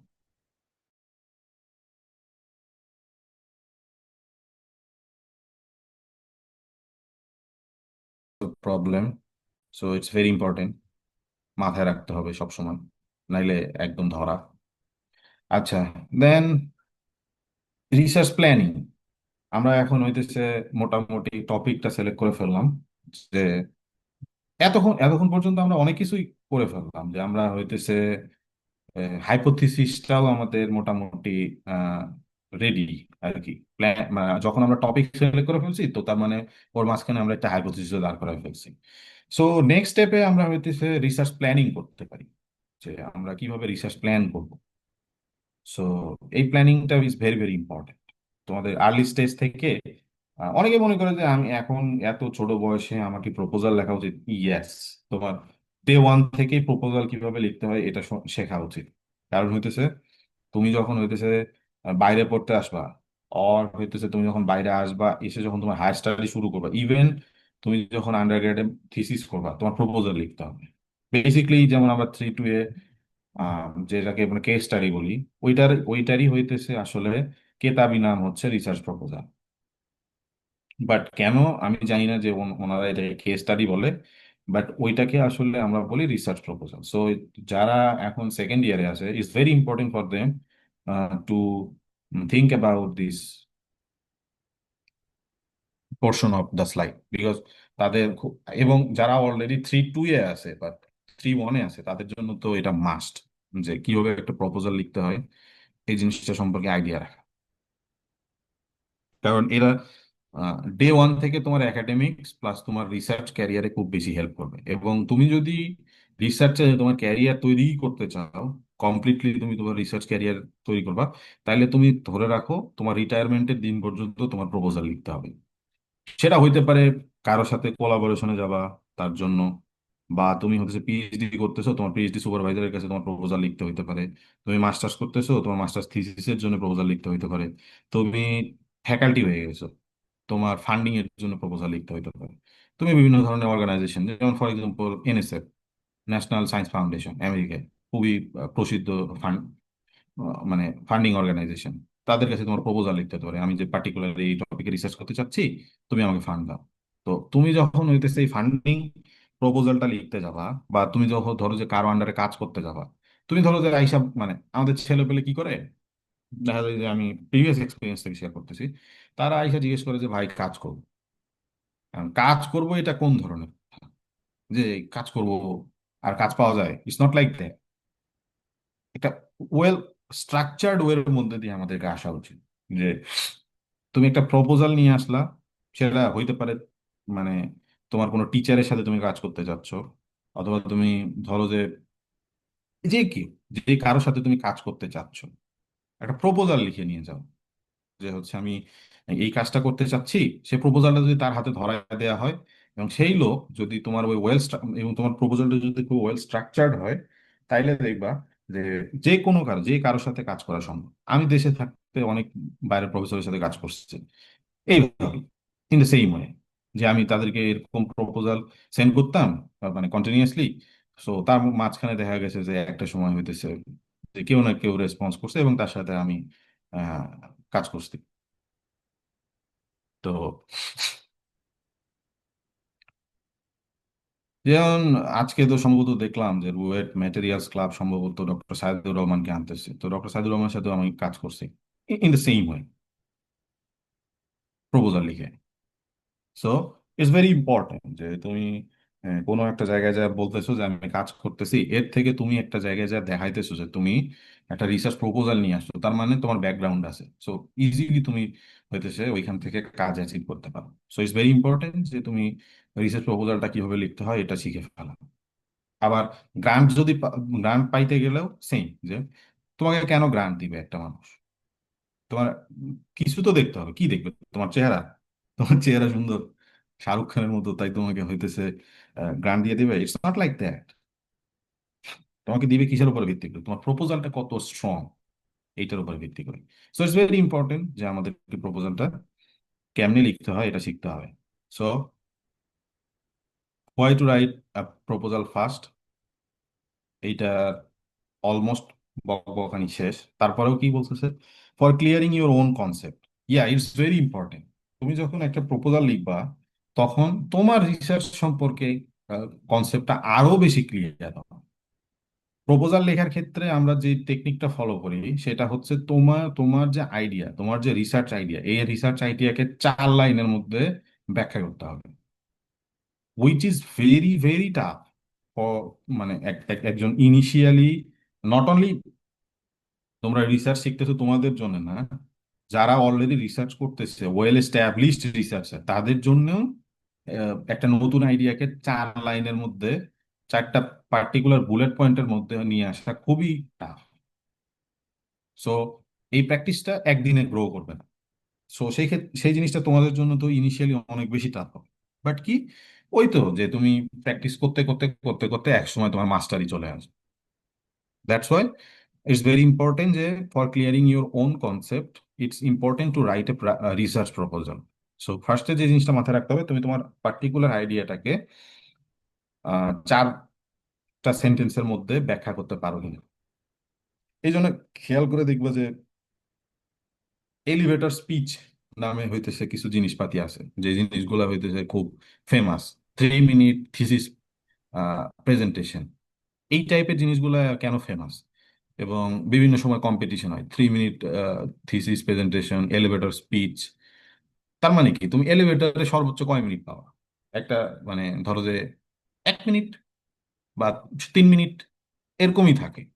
সো এই 3 মিনিটের মধ্যে তুমি তোমার সম্পূর্ণ আইডিয়াটাকে যদি মানে একজন মানুষকে বুঝাইতে না পারো, তাহলে তুমি কোনোদিনই হইতেছে মানে তুমি অ্যাটলিস্ট নিজে মনে করবে যে তোমার ঘাটতি আছে, তোমার আরো কাজ করতে হবে, আরো পড়াশোনা করতে হবে। এবং তুমি যদি যখন দেখবা যে তোমার তোমার 3 মিনিটের মধ্যে বা হইতেছে ওই 4টা সেন্টেন্সের মধ্যে তুমি তোমার পুরো আইডিয়াটাকে কনসেপচুয়ালাইজ করে একজন মানুষকে খাওয়াইতে পারছো, তার মানে ইউ আর ডান, যে তোমার টপিক সম্পর্কে ক্রিস্টাল ক্লিয়ার নলেজ আছে। So it's very important. আচ্ছা, as part of proposing to start a new research project to your teacher and supervisor, যেটা এখনই বললাম, for receiving fundings and scholarships already discussed, then must answering questions Before starting to write a effective research proposal, answer the following question first. So yeah, effective research proposal লেখার আগে আমাদেরকে এই সমস্ত কোশ্চেনগুলোর answer দিতে হবে। কি কোশ্চেন ছিল এই চারটা question? Do you have clear concept on the topic? যেটা বললাম যে তুমি তোমার টপিকটাকে 4 সেন্টেন্সের মধ্যে আনতে পারবা কিনা। যদি পারো, এবং সেই 4 সেন্টেন্স যদি আমি বুঝি, এখন তুমি 4 সেন্টেন্স, এমন 4টা সেন্টেন্স আনছো যেটা শুধু তুমি বুঝতেছো আর কেউ বুঝতেছে না, তার মানে সেটাও হয় নাই। ওই 4টা সেন্টেন্সকে আমাকেও বুঝতে হবে এবং ক্রিস্টাল ক্লিয়ার ভাবে বুঝতে হবে। সো তখন তুমি বুঝবা যে তোমার কনসেপ্ট আছে এই ফিল্ডে। So do you have clear concept on the topic is very important. আর এই ক্লিয়ার কনসেপ্ট কিভাবে বিল্ড করবে, অলরেডি আমরা প্রিভিয়াস 2টা লেকচারে এই জিনিসটা দেখছি যে কিভাবে হইতেছে আমরা আমাদের টপিক গুলা মানে গ্রো মানে বিল্ড করতে পারি আমাদের কনসেপ্ট। রিড রিড রিড, যত বেশি বলবা তত তোমার কনসেপ্ট বিল্ড হবে। Then do you have plan about everything to do? তোমার কি অলরেডি প্ল্যান আছে কিনা যে তুমি অলরেডি জিনিসটাকে করতে পারবা, এরকম শেষ করতে পারবা, এরকম তোমার হইতেছে প্ল্যান আছে কিনা? এক্সিকিউটিভ প্ল্যান থাকতে হবে। Then is your topic novel and bring positive changes? Yeah, it's also important যে তোমার কাজটা নোভেল কিনা। অলরেডি চাকা আবিষ্কার হয়ে গেছে, আবার চাকা আবিষ্কার করার কোনো মানে হয় না। এবং যেটা তুমি করতেছো এটা অবভিয়াসলি একটা পজিটিভ চেঞ্জ আনতে হবে। সো ইজ অলসো ইম্পর্টেন্ট যে এটা হইতেছে কি বলে ইউনিভার্সালি অনেক বেশি মানে ইম্প্যাক্ট ফেলতে পারে এরকম টপিক, বা হইতেছে মানব জাতির উন্নতির জন্য তুমি কিছু একটা করে ফেললা, এরকম জিনিস কিনা, এই কোশ্চেনটা করতে হবে। And lastly and most importantly, are you sure to finish the work? তুমি এই কাজ শেষ করতে পারবা কিনা। তুমি এমন একটা প্রপোজাল লিখলা যে এইটা তোমার তোমার কে তোমার মানে পরবর্তী 3-4 জেনারেশনের পক্ষেও শেষ করা সম্ভব না, তাইলে ওই প্রপোজালের আসলে কোনো ভ্যালু নেই। So are you sure to finish the work, very important.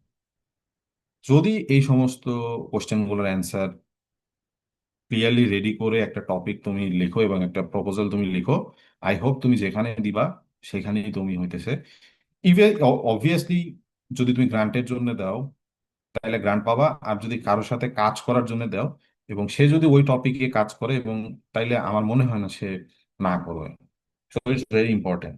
অনেকেই বলে যে ভাই আমি হইতেছে ইমেইল করি প্রফেসরদের, সো প্রফেসর আমার ইমেইলের রেসপন্স করে না, আমি তো হচ্ছে মানে পজিটিভ রেসপন্স পাচ্ছি না। এটা বিশেষ করে কখন হয়, যখন হইতেছে মানুষ বাইরে হায়ার স্টাডি করার জন্য আসে।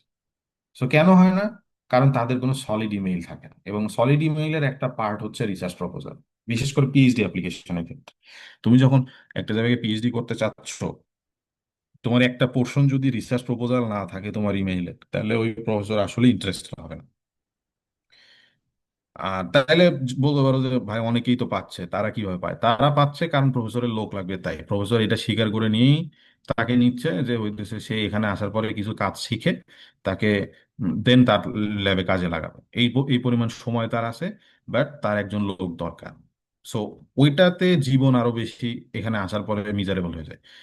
বাট তুমি যদি আগে থেকেই একটা তোমার রিসার্চ প্রপোজাল মানে রিসার্চ আইডিয়াটা যদি তোমার কনসেপ্টটা যদি অনেক বেশি হইতেছে ক্লিয়ার হয়, এবং তোমার যদি অলরেডি এই প্রপোজালটা মানে রেডি থাকে, এবং তুমি যদি এই জিনিসটা অলরেডি প্রফেসরকে খাওয়াইতে পারো, তাহলে তোমার লাইফ দেখবে অনেক ইজি, এবং তোমার 5 বছরের পিএইচডি 3.5 বছরই শেষ হয়ে যেতে পারে।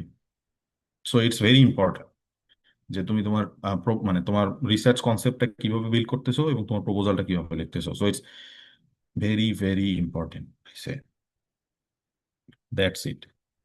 দেন একটা প্রপোজাল কিভাবে লিখতে হয় সেখানে সেইটার প্রত্যেকটা স্টেপ এখানে দেয়া আছে। যেমন ফার্স্ট স্টেপে কি বলতেছে, ফার্স্ট স্টেপে আমাদেরকে একটা প্রপোজাল যখন আমরা লিখবো, তখন ফার্স্টে লেখা উচিত write straightly what you want to do. So তুমি তোমার আহ, এইভাবে শুরু করতে পারো যে হইতেছে তুমি তুমি কি করতে চাও, তোমার আইডিয়াটা কি, এইটা তুমি সুন্দর মতো লিখে শুরু করতে পারো যে ইয়েস আমি হইতেছে এরকম একটা কাজ করতে চাচ্ছি, আমি এমন একটা ফার্টিলাইজার আবিষ্কার করতে চাচ্ছি যে ফার্টিলাইজারটা এরকম এরকম এরকম, যে যেটা হইতেছে এনভায়রনমেন্টালি অনেক ফ্রেন্ডলি, এনভায়রনমেন্টাল ফ্রেন্ডলি, আবার হইতেছে এট এ টাইম এটা আমার প্রোডাকশন রেটটা অনেক হাই রাখে। সো আমি এরকম একটা ফার্টিলাইজার আবিষ্কার মানে নিয়ে কাজ করতে চাচ্ছি। সো দেন তোমার কোশ্চেন হবে, ওই ওই পার্টিকুলার প্যারাটা পড়ে মানুষ ইন্টারেস্টেড হবে যে আচ্ছা, ইটস লুকিং ইন্টারেস্টিং। দেন সে সেও খোঁজা শুরু করবে যে how that work is done presently and what are the issues. তখন সে খুব মানে মানে মানে তুমি যে আইডিয়াটা আনছো, এই আইডিয়াটা অলরেডি কেউ আগে কোনো কাজ করছে কিনা। কারণ যে কোনো ধরনের রিসার্চেরই একটা ব্যাকগ্রাউন্ড থাকতে হয়। আর আমাদের টাইপের রিসার্চের তো ব্যাকগ্রাউন্ড অবশ্যই থাকবে, কারণ হচ্ছে আমরা অ্যাপ্লাইড রিসার্চ করি, আমরা ফান্ডামেন্টাল রিসার্চ করি না। ফান্ডামেন্টাল রিসার্চের ক্ষেত্রে এই পার্টিকুলার টপিকটা একটু আলাদা হবে। আমি শুরুর দিনেই বলছি যে আমরা যেহেতু ইঞ্জিনিয়ারিং পার্সপেক্টিভ থেকে করতেছি, সো মোস্ট অফ দ্য জিনিসগুলোই আমরা হচ্ছে অ্যাপ্লাইড রিসার্চ টাইপের জিনিসপাতি বেশি শিখবো। সো অ্যাপ্লাইড রিসার্চে অলরেডি দেখবা যে এই জিনিসটা কেউ না কেউ কিছু না কিছু এটার ব্যাকগ্রাউন্ড আছে। That's why how that work is done presently, মানে এখন জিনিসটা কিভাবে মানে করতেছে লোকজন। বা তুমি এখানে ধরে নিতে পারো যে বর্তমান সময়ে যে সারগুলো আছে সেগুলো কি এনভায়রনমেন্টালি অনেক হার্শ। সো সেটার এগেনস্টে তুমি হইতেছে এমন একটা আনতে যাচ্ছ যেটা হইতেছে এনভায়রনমেন্টাল ফ্রেন্ডলি। বা তারপরে ধরো যে আর এখনকার যে ফার্টিলাইজার আছে এগুলোর কিছু ইস্যু আছে। কি ইস্যু? যেমন হইতেছে এগুলা হইতেছে প্রোডাকশন রেট অনেক বেশি হাই করতে পারে। সো এই টাইপের তুমি কথাবার্তা লিখতে পারো, তুমি অনেকগুলো ডেটা উপস্থাপন করতে পারো ওই জায়গায় লিটারেচার থেকে যে অমুক অমুক তমুক তারা রিসার্চ করছে এবং এরকম এরকম এরকম রেজাল্ট পাইছে। সো এইটা হইতে পারে। দেন যে সেকশনটা তোমাকে লেখা হচ্ছে, describe your proposed process and show why you will be successful. Then তুমি তোমার প্রসেসটা লিখবা, যে তুমি যে শুরুতে যে আইডিয়া দিছো যে তুমি এই ফার্টিলাইজারটা বানাবা, কিভাবে বানাবা, এখানে তোমার মানে টেকনিকটা কি, তোমার টেকনোলজিটা কি, সেটার একটা সুন্দর একটা ডায়াগ্রাম থাকবে। যে ডায়াগ্রামের মধ্যে তুমি বলবা যে আমি এইভাবে এইভাবে এইভাবে জিনিসটাকে বানাবো। এবং ওখানে দেখাইতে হবে যে তুমি এই জিনিসটা সাকসেসফুল হবা কি হবা না, এটারও একটা প্রেডিকশন ওখানে দেখাইতে হবে। দেন হোয়াট ইজ বেনিফ what benefits of your work and who will be benefit. ও আচ্ছা, তোমার কাজের কি কি বেনিফিট আছে এবং কে কে এটা থেকে বেনিফিটেড হবে, এইটার একটা টার্গেটেড অডিয়েন্স। সো তোমার মানে ফার্টিলাইজারের ক্ষেত্রে বলি তাহলে মানে এটা থেকে কি উপকার হবে, আমাদের প্রোডাকশন রেট অনেক হাই হবে। আর কারা উপকৃত হবে? Obviously farmers. Then what are risks and advantages of your work. So রিস্কটা আমরা হইতেছে সবসময় একটা জিনিস মাথায় রাখা উচিত সবারই, যে রিস্কটা উল্লেখ করা উচিত, but in a positive sense. আমরা দুইটা, আমাদের ক্ষেত্রে দুইটা কাজ বেশি হয়, সেটা হচ্ছে আমরা নর্মালি নেগেটিভ জিনিসকে একবারে ওভারলুক করে যাই, যে আমরা এটাকে বলি না, যেটাও খুবই রং। অথবা যদি স্ট্রেটলি বলি তাহলে দেখা যায় যে ওইটা আমাদের মানে হইতেছে পার্টিকুলার জিনিসটার উপরে ব্যাড ইম্প্যাক্ট ফেলে। সো আমরা রিস্ক রিস্ক রিলেটেড যে জিনিসগুলো আছে, আমরা যখন রিস্কটাকে বলবো যে হইতেছে হ্যাঁ এটার এই টাইপের রিস্ক আছে, বাট এটার আমার মিটিগেশন স্ট্র্যাটেজিও আছে, এটা এই রিস্কটাকে কিভাবে মিটিগেট করব এই স্ট্র্যাটেজি আমার কাছে আছে। সো তাইলে কি হইলো, তুমি যখন বললা যে এটার রিস্ক আছে, তো তার মানে তুমি একটা এমন একটা কাজ করতেছো যেটা প্র্যাকটিক্যাল, কারণ প্রত্যেকটা কাজে কোনো না কোনো রিস্ক থাকবেই। আচ্ছা, সাথে তুমি যখন একটা মিটিগেশন স্ট্র্যাটেজি দিয়ে দিলা, তখন তোমার ওই রিস্কটা পজিটিভিটিতে কনভার্ট হইল, যে না, রিস্ক তো থাকবেই, but the thing is that এই রিসার্চারের তার ব্যাকআপ প্ল্যানও আছে। So it's very important to keep the risk and the advantage of your work. Advantage নিয়ে তো আর আলোচনা করার কিছু না। দেন কস্ট অ্যান্ড টাইম ফ্রেম, যে তোমার এই জিনিসটাতে কত খরচ হবে এবং তুমি কোন টাইম ফ্রেমের মধ্যে এই কাজটা শেষ করতে পারবা। ইটস ভেরি ইম্পর্টেন্ট এটা উল্লেখ করা, যে আমি অমুক আগামী 6 মাসের মধ্যে, মানে আমার পুরো প্রজেক্টটা 1 বছরের হবে, আমি এই 3 মাসে এটা করব, এই 3 মাসে এটা করব, এই 3 মাসে এটা, এবং লাস্টের 3 মাসে আমি এটা করে আমি আমার প্রপোজালটা মানে আমি আমার যে রিপোর্ট এটা সাবমিট করতে পারবো। তো এরকম একটা টাইম ফ্রেম দিতে হবে। এবং প্রত্যেকটা টাইম ফ্রেমে কত টাকা খরচ হবে, কিভাবে খরচ হবে, এই রিলেটেড একটা আগে থেকে এস্টিমেটেড কস্ট দিতে হয়। হ্যাঁ, ওইটা কম বাড়া হতে পারে, বাট একটা এস্টিমেটেড ধারণা দিলে তোমার অ্যাটলিস্ট মানে যে প্রপোজালটা পড়বে তার কাছে মনে হবে না এই ছেলের ব্যাকগ্রাউন্ড ভালো। Then fixing some parameters to evaluate work. আচ্ছা, দেন তোমাকে শুরুতে এই জায়গায় এই যে যখন আম, কোথায় describe your process and show why you will be successful, এই পার্টিকুলার জায়গাটা তুমি যখন লিখবা তখন তোমাকে উল্লেখ করতে হবে যে তুমি তুমি যে তোমার যে টেকনোলজি, এই টেকনোলজিটা যে কাজ করতেছে আমি কিভাবে বুঝবো, কারণ তোমার এটা তো একদম নতুন একটা টেকনোলজি যেটা তুমি আনতেছো। তো তোমাকে কিছু প্যারামিটার ফিক্স করে দিতে হবে যে আচ্ছা আপনি যদি দেখেন যে এই প্যারামিটার গুলা কাজ করতেছে বা এই প্যারামিটার গুলা, ফর এক্সাম্পল একটা প্যারামিটার আছে যেটা 1.5 এর ওপরে যদি থাকে ভ্যালু, তাইলে হইতেছে আমার এই জিনিসটা কাজ করে। আর একটা প্যারামিটার যদি হইতেছে 2.1 এর উপরে থাকে তাহলে এই জিনিসটা কাজ করে। সো এরকম কিছু প্যারামিটার, ফিক্স প্যারামিটার দিতে হবে আমাকে, যাতে আমি বুঝতে পারি। এবং তুমি যখন ওই রেজাল্ট গুলা কন্ডাক্ট করে আমাকে দেখাবা যে দেখেন হইতে মানে পুরো রিপোর্টটা জমা দিবা, তখন আমি ওই প্যারামিটার গুলো চেক করবো যে আসলেই তুমি ওটা মিট করতে পারছো কি। সো দেন ইউ আর ডান। এইভাবেই একটা ইফেক্টিভ রাইট রিসার্চ প্রপোজাল লিখতে হয়। সো আবার স্ট্রাকচার থাকে রিসার্চ প্রপোজালের, যে ফার্স্টে তোমাকে অ্যাবস্ট্রাক্ট লিখতে হবে বা সামারি। দেন সেটা কত, right a summary of your whole proposal in one page.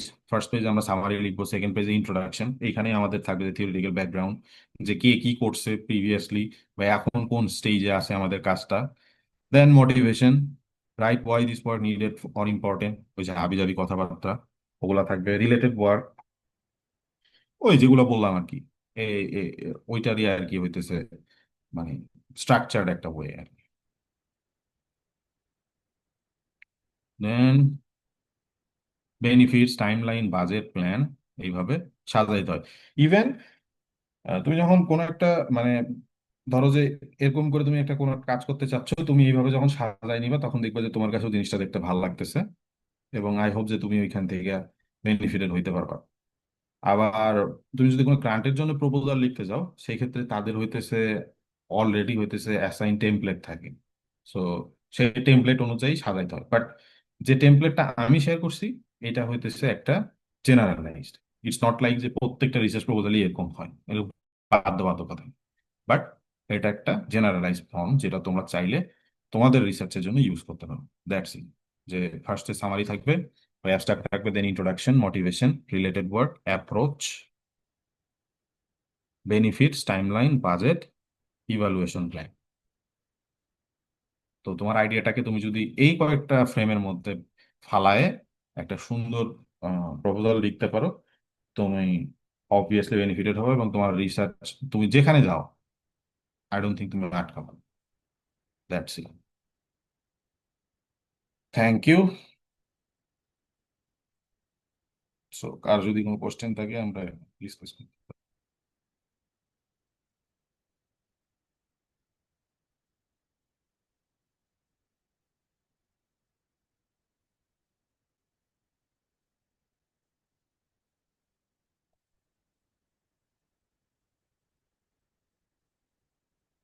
Same, তোমরা চাইলে হইতেছে তোমাদের কোশ্চেন কি বলে চ্যাটে লিখতে পারো।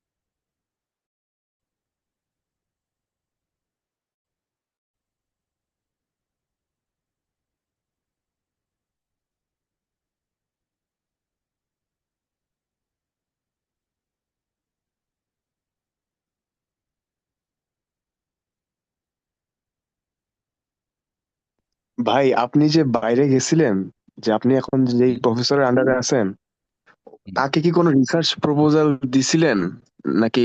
মানে অবভিয়াসলি যখন আমি ইমেল করছি তখন তো তাকে মানে একটা পোর্শন তো আমি অবশ্যই লিখছিলাম ইমেইলের মধ্যে, যে আমি হচ্ছে আমার প্রিভিয়াসলি এই এই কাজ করা আছে, তো আমি তোমার সাথে পার্টিকুলার এই এই কাজ করতে চাই।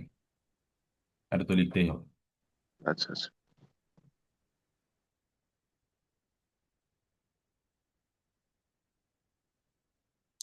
এই টাইপের আসসালামু আলাইকুম ভাই। কথাবার্তা না আমার একটা লিখলে কোশ্চেন ছিল। আসলে ভাই, আমরা পজিটিভ যখন রেসপন্স পাওয়া যায় না। পজিটিভ রেসপন্স না পাওয়া গেলে তো আসলে প্রফেসরের সাথে মানে ইন্টারভিউয়ে যাওয়া যাবে না। ইন্টারভিউয়ে না গেলে তো আসলে ফান্ডিং পাওয়ার পসিবিলিটি নেই। So that's why it's very important যে হইতেছে আহ, এই 3-4 লাইনের প্রপোজাল লিখতে পারেন। এটা ভেরি ইম্পর্টেন্ট। হ্যাঁ, কে জানি কোশ্চেন করতেছিল।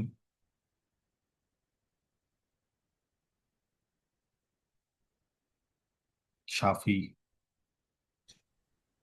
ভাই, এখন কি শোনা যাচ্ছে কথাটা? ইয়েস। ভাই, আমরা যখন কোনো টপিক সিলেক্ট করব, এটা কি আমরা এআই হেল্প নিতে পারি বা আমাদের আইডিয়া অবভিয়াসলি, দেওয়ার জন্য? Obviously, why not. এখন তো এই যুগ, তুমি কেন ইউজ করবা না? মানে আমি যদি চ্যাট জিপিটি কে বলি আমার কয়েকটা বেস্ট হ্যাঁ, টপিক গুলো দাও, হ্যাঁ, ওটা সে তোমাকে ইফেক্টিভ হবে? অবভিয়াসলি ইফেক্টিভ হবে। তুমি, সে তোমাকে মানে হইতেছে তুমি যদি তাকে এরকম আইডিয়া দাও যে আমি হইতেছে মানে, বাট এই জিনিসটার ক্ষেত্রে যেটা করতে হয় সেটা হইতেছে যে ফর এক্সাম্পল তুমি লিখতে পারো যে আমি, আই ডোন্ট নো তুমি কোন ডিপার্টমেন্টের। ভাই, আমি মেকানিক্যাল 2-3 সিরিজ। ওকে, তুমি ধরো যে আমি মেকানিক্যালে পড়ি, আমি হইতেছে রিসার্চ করতে চাই, আমি থার্মোডাইনামিক্স এর উপরে রিসার্চ করতে চাই। সো তুমি আমাকে থার্মোডাইনামিক্স রিলেটেড হইতেছে 10টা রিসার্চ টপিক সাজেস্ট করো, যেগুলা হইতেছে এখন খুব ট্রেন্ডিং। দেখবে যে ও তোমাকে 10টা টপিক সার্চ করছে, তুমি পরে তোমার কাজ হইতেছে ওই 10টা টপিক নিয়ে মানে স্টেপ বাই স্টেপ আগানো। যে তুমি ওর আবার একটা টপিক নিয়ে তুমি হইতেছে চ্যাট জিপিটিকে জিজ্ঞেস করতে পারো যে এইটা সম্পর্কে আমাকে একটু বিস্তারিত বলো। অথবা তুমি নিজে যে হইতেছে ওই রিলেটেড কিছু পেপার টেপার পড়তে পারো। দেন এইভাবে এইভাবে এইভাবে শর্ট করতে করতে করতে করতে এক সময় যায় তুমি তোমার কাঙ্ক্ষিত রিসার্চ টপিক থেকে তোমার যে হাইপোথিসিস আর আমরা যেটাকে বলি রিসার্চ কোশ্চেন, ওইটা কিন্তু বের করে ফেলতে পারবে। দেন তোমার 50% কাজ done. I hope you understand, right? জি ভাই, বুঝতে পারছি।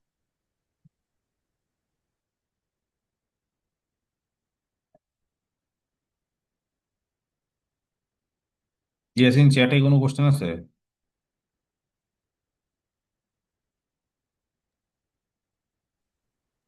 না ভাই, চ্যাটে কোশ্চেন নাই।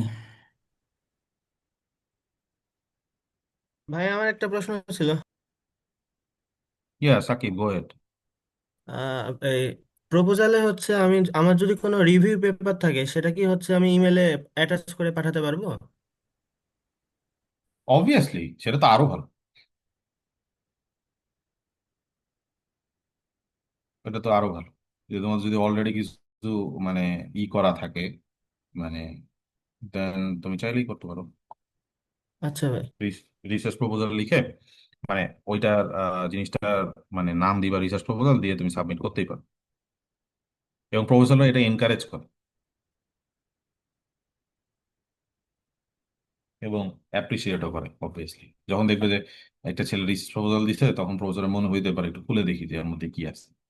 এবং দেখলো খুব পছন্দ হয়ে গেলে ইউ আর ডান, তোমাকে আর কিচ্ছু করা লাগবে না, বাকি লাইফ তোমার স্মুথ। এই জন্য আমি বলি যে মানে কোয়ালিটিটা মেনটেন করা উচিত।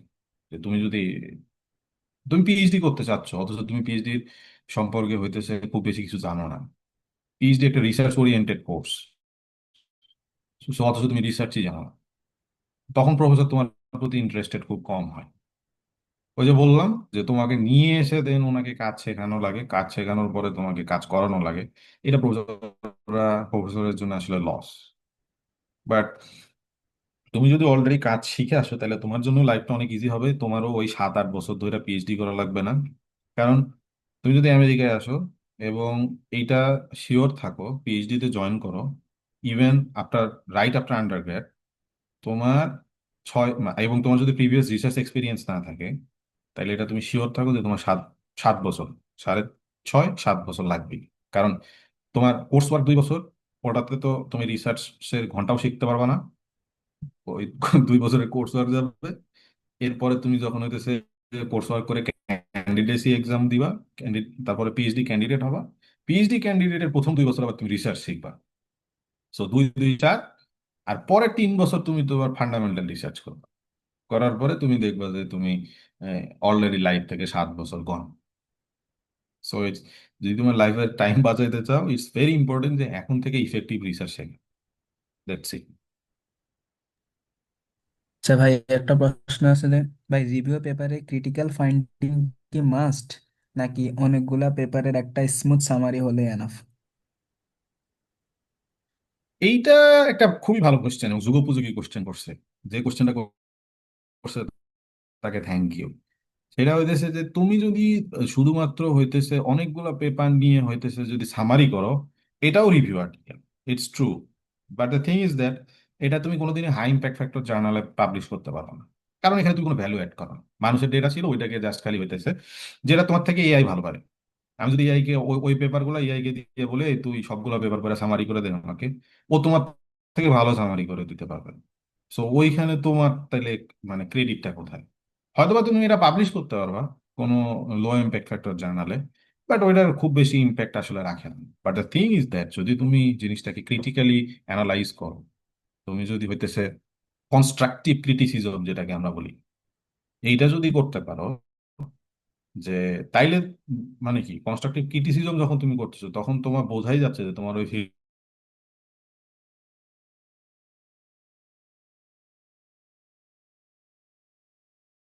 সো তখন হাই ইম্প্যাক্ট ফ্যাক্টর জার্নালগুলো তোমার আর্টিকেলের প্রতি ইন্টারেস্টেড হবে।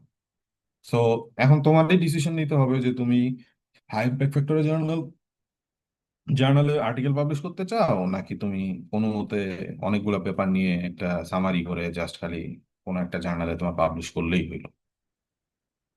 বাট ইটস রেকমেন্ডেড যে রিভিউ আর্টিকেল লেখার সময় অবভিয়াসলি ক্রিটিক্যাল মানে কনস্ট্রাকটিভ ক্রিটিসিজম যেটাকে আমরা বলি, তুমি যেটাকে বলতেছো ক্রিটিক্যাল সামথিং লাইক দ্যাট, ওইটা করা উচিত।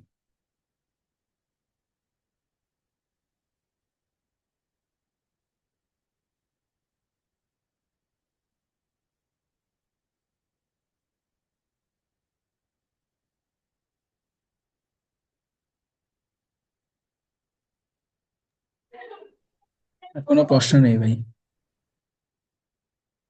ওরাই, আর কোনো কোশ্চেন থাকলে জিজ্ঞেস করতে পারো, আজকে আমাদের টাইম আছে যদিও। Any question? এই জন্য আজকে প্রশ্ন নাই ভাই, আজকে টাইম আছে যে।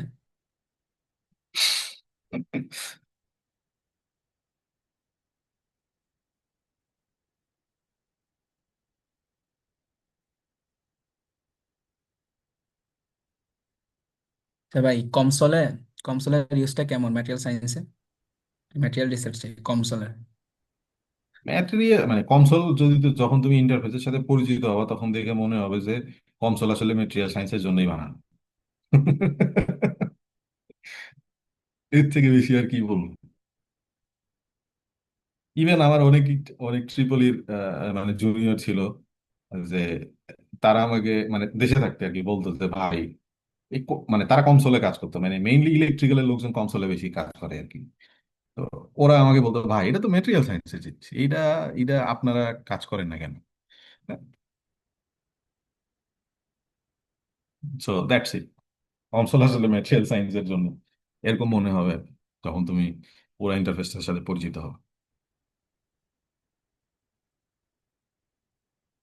But the thing is that আমাদের বুয়েটে বেশ ম্যাটেরিয়াল সায়েন্স আসলে মানে সিমুলেশনের দিকে কাজ করার টেন্ডেন্সি খুবই কম। এই ফিল্ডে আমাদের আসলে কাজ করা উচিত। বাট আলহামদুলিল্লাহ এখন অনেকেই আছে যারা কাজ করতেছে। হোপফুলি সামনে বেশ কিছু পাবলিকেশন তাদের হবে, মানে অন গোয়িং আছে আর কি। তো হচ্ছে না এমন না, হবে। ভাই একটা প্রশ্ন হচ্ছে, যদি আমার সিলেক্টিভ টপিকের জন্য পর্যাপ্ত রিসোর্স এন্ড সাপোর্ট না থাকে, তবে কি আমার উচিত হবে ওই টপিক বাদ দেওয়া, even if the topic meets all other condition? আইসে যদি খুবই ভালো টপিক হয় যে এটা অনেক ট্রেন্ডি টপিক, এবং মানে এটা দিয়ে আসলে খুব ভালো কাজ করা সম্ভব। তাহলে দুইটা কাজ করা যেতে পারে। আমি ডিরেক্টলি বলবো না যে তুমি টপিকটা বাদ দিয়ে দাও, কারণ হইতেছে যদি খুব ভালো টপিক হয় সেই ক্ষেত্রে তুমি চেষ্টা করতে পারো যে কিছু সিমুলেশন করা যায় কিনা ওই ফিল্ডে পার্টিকুলারলি। আর দুই নম্বর ব্যাপার হইতেছে জিনিসটাকে কোনোভাবে ইজি ওয়েতে আমাদের যা আছে তার মধ্যে নিয়ে আসা যায় কিনা, কারণ এটাও এক ধরনের রিসার্চ। যে তোমার লিমিটেড রিসোর্সের মধ্যে থেকে ম্যাক্সিমাম আউটপুট বের করে আনা, এটাও কিন্তু এক ধরনের রিসার্চ। সো সেটা করা যায় কিনা। So first of all simulation করা যায় কিনা।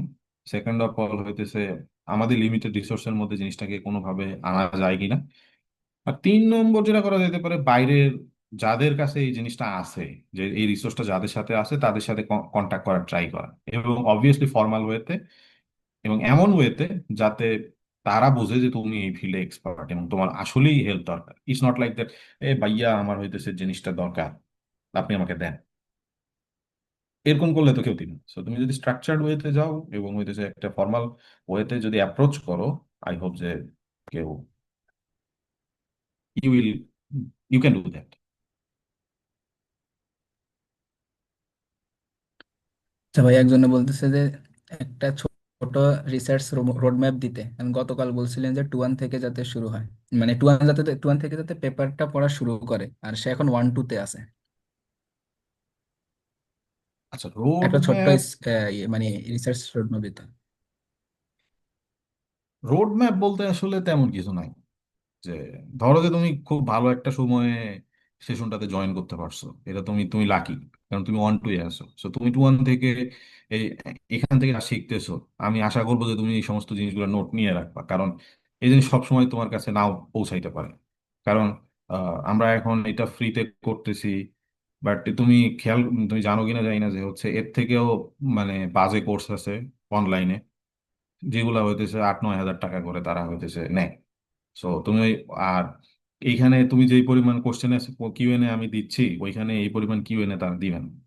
ইভেন হয়তোবা তারা লাইভ ইন্টারেক্টিভ কোনো ক্লাসও করাবে না, তারা হইতেছে দেখা যাচ্ছে যে তুমি কোর্সে জয়েন করার পরে তোমার হইতেছে জাস্ট খালি ভিডিও দিয়ে দিন। সো তুমি খুব ভালো একটা টাইমে জয়েন করছো, দ্যাটস ওয়াই আমি বলবো যে তুমি অবভিয়াসলি আমি তোমার জায়গায় থাকলে পার্টিকুলারলি, আমি যদি 1-2 এ থাকতাম এবং এই সেশনটা পাইতাম, আমি অবভিয়াসলি নোট করে রাখতাম জিনিসগুলো, কি কি করা উচিত। যেমন এই পর্যন্ত আমরা যে জিনিসগুলো শিখছি, এগুলা হচ্ছে প্রত্যেকটা যদি নোট থাকতো, তাহলে আমি 2-1 থেকে তখন আমি আমার প্ল্যানটা বানাইতাম যে হচ্ছে আমি আচ্ছা তাহলে এখন একটা দুইটা করে রিসার্চ পেপার পড়ি। তারপরে খেয়াল রাখতাম যে কোন সিনিয়র কাজ করতেছে, কোন সিনিয়র ভালো কাজ করতেছে, কোন টিচার ভালো কাজ করতেছে, তাদের সাথে কানেকশন বাড়াইতাম। ইভেন ইটস নট অনলি ডিপার্টমেন্টের মধ্যেই হইতে হবে, তোমার ডিপার্টমেন্টের বাইরেও কেউ ভালো কাজ করতে পারে, তুমি তাকে চিনো। তোমার ইউনিভার্সিটির বাইরেও কেউ ভালো কাজ করতে পারে, তুমি তাকে চিনো। সো এরকম কোন একটা মেন্টর যদি পাওয়া যায়, তার সাথে কাজ করা যায় কিনা। সো কোনোভাবে যদি কোনো একটা মেন্টরের আন্ডারে ঢুকে পড়তে পারো এবং সে যদি খুব ভালো মেন্টর হয়, তাইলে তোমার লাইফটা অনেক ইজি হয়ে যাবে। সো আমার মতে ওইটাই করা উচিত, যে তুমি হইতেছে ফার্স্টে এই জিনিসগুলো নোট রাখো, 2-1 থেকে আস্তে আস্তে স্টেপ বাই স্টেপ তোমার পরিকল্পনা সাথে। আমি তোমাকে পরিকল্পনা দিলে ওইটা তোমার জন্য কাজ করবে না, কারণ আমি তোমার তুমি কোন তোমাকে তো আমি পার্সোনালি চিনি, বাট তুমি তোমার নিজেকে চিনো। সো দ্যাটস ওয়াই আমার কাছে মনে হয় যে তুমি এখান থেকে নোট রাখো এবং হইতেছে সেই অনুযায়ী প্ল্যান করো, যে 2-1 থেকে তুমি পেপার পড়া শুরু করো, দেন আইডিয়া বের করা শুরু করো, দেন চেষ্টা করো যে কোনো একজনের আন্ডারে কাজ করা যায় কিনা। এভাবে আস্তে আস্তে আস্তে আস্তে একসময় বিল্ড করো। টাইম লাগবে। ইটস নট লাইক যে তুমি 2-1 থেকে শুরু করে 2-1 এর মধ্যেই হইতেছে পেপার পাবলিশ করে ফেলবো। কারণ আমার মোস্ট অফ দ্য জুনিয়র্স যারা খুবই ভালো করতেছে, এবং তারা তাদের রেজাল্ট পাইছে 4-2, 4-1 আইছে, অথচ কাজ শুরু করছে সেই 2-1, 2-2। So it's a lengthy process. এখন তাদেরকে আর আটকানো যাবে না, কারণ হচ্ছে তারা অলরেডি প্রসেসটা জাইনা ফেলছে। সো এই যে আহ, তোমার মনে করো যে একটা লং জার্নি, তারা কাজ শিখছে শিখছে শিখছে, বিভিন্ন বাধা অতিক্রম করছে, করতে করতে করতে করতে এখন তারা আইসা জিনিসটাকে ধরে ফেলছে, এক্সপার্ট হয়ে গেছে। এখন it's very easy for them. So এই জার্নিটা আসলে খুব মানে নিয়ে শুরু করা উচিত, যে আমি ডিটারমাইন্ড থাকা দরকার, কনসিস্টেন্ট থাকা দরকার। তাইলে এবং আমি বলবো যে ওদের প্রিভিয়াস মানে আমার প্রিভিয়াস যে যারা আমার সাথে কাজ করছে ওদের এক্সপিরিয়েন্স থেকে যদি আমি শেয়ার করি, ওরা টাইম নষ্ট করছে সোজা কথায়। আসলে 4-1 4-2 পর্যন্ত ওদের যাওয়ার দরকার ছিল না। ওরা যদি কনসিস্টেন্টলি কাজ করতো তাহলে থার্ড ইয়ারেই থেকেই ওদের আসলে পাবলিকেশন শুরু হওয়ার কথা ছিল। So it's not like that যে হচ্ছে তোমারও 2 বছর লাগবে। তুমি যদি মানে আরো ভালো হও, আরো কনসিস্টেন্ট হও, ইভেন তুমি বছর খানেকের মধ্যেই অনেক কিছু করে ফেলতে পারো। It depends on you, everything depends on, that's it. Road map বলতে এই, আসলে তোমার রোড ম্যাপ কেমন হবে এটা আসলে বলা মুশকিল। যে আই ভাই হোপ ইউ ইউরোপে আন্ডারস্ট্যান্ড। মাস্টার্স এর পিএইচডি অপরচুনিটি কেমন ভাই? ইউরোপ ইউরোপে মাস্টার্স পিএইচডি এর অপরচুনিটি কেমন compare to USA and Australia? ইউরোপে মাস্টার্স এর অপরচুনিটি মানে মাস্টার্স পিএইচডির অপরচুনিটি ভালো, বাট ইউরোপের সমস্যা হইতেছে যে ওদের মানে মানে আমেরিকায় কি, আমেরিকার অপরচুনিটি সব থেকে বেশি। কারণ আমেরিকাতে হইতেছে আমরা আসি হইতেছে অ্যাসিস্ট্যান্টশিপের বেসিসে, যে আমাদেরকে ল্যাবে অ্যাসিস্ট্যান্ট নিয়োগ দেয়, দেন আমাদের ওই টাকা দিয়ে আমরা থাকি, খাই, পড়াশোনা করি, দ্যাটস ইট। বাট ইউরোপে দেখা যায় যে মোস্ট অফ দ্য প্রোগ্রাম গুলাতে ওদের হইতেছে ফান্ডিংটা হয় স্টাইপেন্ডের ভিত্তিতে। সো স্টাইপেন্ড তো আসলে মানে স্কলারশিপ আর কি, স্কলারশিপ তো আসলে খুব বেশি দেওয়া পসিবল না। কারণ স্কলারশিপের টাকা দেওয়া মানে ওটা পুরা জব চলে ফেলা। সো বাট তাও অনেক স্কলারশিপই ইউরোপ দেয় এবং ওখানে যাওয়া যাইতে পারে। ইউরোপ অনেক সুন্দর মানে সুন্দর জায়গা। আর আরেকটা ঝামেলা হইতেছে ওদের ভিসা প্রসেসিং হাবিজাবি এই রিলেটেড জিনিসপাতি গুলো অনেক বেশি hectic comparative to America, Australia. আর অস্ট্রেলিয়ার কথা যদি বলি, অস্ট্রেলিয়াও খারাপ, ভালো। বাট অস্ট্রেলিয়াতে সম্ভবত ফুল ফান্ডিং নিয়ে কোনো একটা ঝামেলা আছে। অস্ট্রেলিয়া সম্পর্কে আমার খুব বেশি নলেজ নাই। যারা অস্ট্রেলিয়া আছে তাদেরকে জিজ্ঞেস করলে ওরা বেশি ভালো অ্যান্সার দিতে পারবে, বাট আমার ধারণায় ওরা খুব বেশি ফুল ফান্ড দেয় না। ওদের অ্যাসিস্ট্যান্টশিপ সিস্টেমটাও ওদের দেশেও খুব একটা বেশি প্রচলিত না। সো ওখানে ফুল ফান্ড পাওয়া আসলে tough, but America is available. Hmm. ভাই ভেন্ডর সার্টিফিকেট গুলোর ভ্যালু কেমন? প্রফেসরদের অ্যাপ্রোচ করার জন্য কি এগুলা শো করা যেতে পারে? কি সার্টিফিকেট? Vendor certificate. যে কোশ্চেন করছে জিনিসটা একটু এক্সপ্লেইন করলে ভালো হয় আসলে। আমি জিনিসটা বুঝতেছি না, ভেন্ডর সার্টিফিকেট। আচ্ছা ভাই, নেক্সট কোশ্চেন দেন, আমি নেক্সট কোশ্চেনে দেই। ভাই এই যুগে মেইন স্ট্রিম টপিক চুজ করাটা আপনি কতটা প্রায়োরিটি দিবেন রিসার্চ করার জন্য, যেহেতু ইউএসএ তে অনেক ইউনিভার্সিটিতে ফান্ড কমায় দিছে?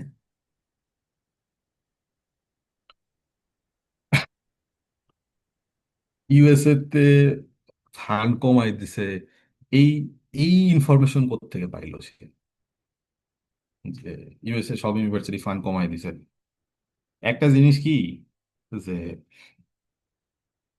বাংলাদেশে যারা হইতেছে থাকে, ফার্স্ট অফ অল তারা যে জিনিসটা দেখে, তা কি কিসের থ্রুতে দেখে? তাদের মিডিয়ার থ্রুতে দেখে।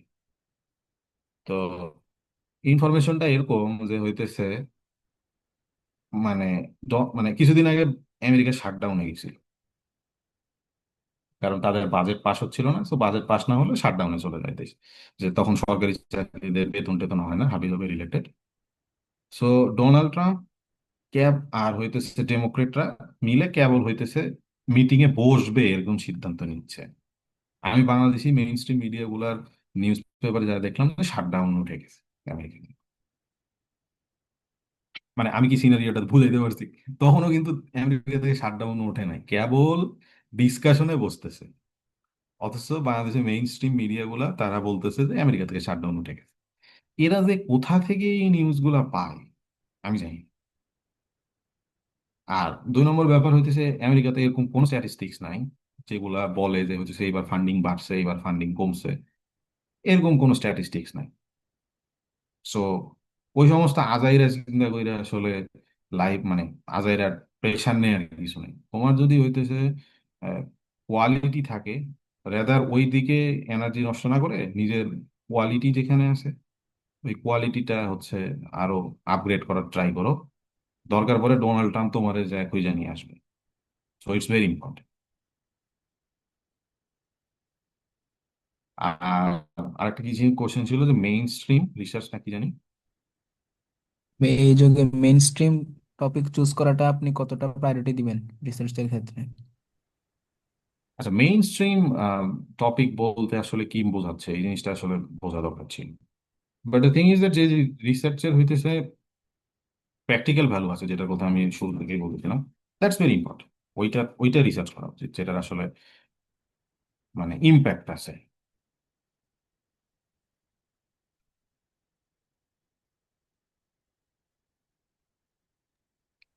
ভাইয়ার প্রশ্ন নেই ভাই।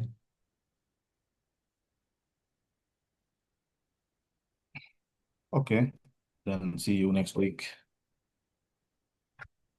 জি ভাই, আসসালামু আলাইকুম। ওয়ালাইকুম